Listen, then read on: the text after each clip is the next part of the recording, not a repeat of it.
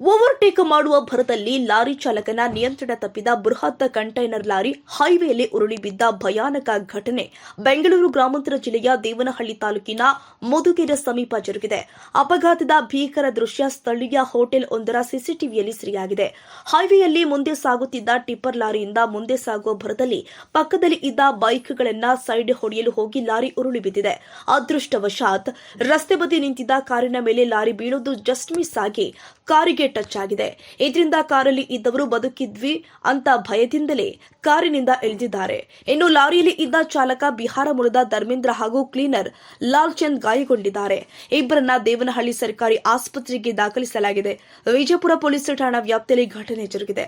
ಅಂದಹಾಗೆ ಲಾರಿಯಲ್ಲಿ ಪ್ಲಾಸ್ಟಿಕ್ ಪೈಪ್ಗಳನ್ನ ತುಂಬಿದ್ದು ಮಧ್ಯಪ್ರದೇಶದ ಭೋಪಾಲ್ನಿಂದ ಹೊಸಕೋಟೆಗೆ ತರಲಾಗ್ತಾ ಇತ್ತು ಅಂತ ತಿಳಿದು ಬಂದಿದೆ.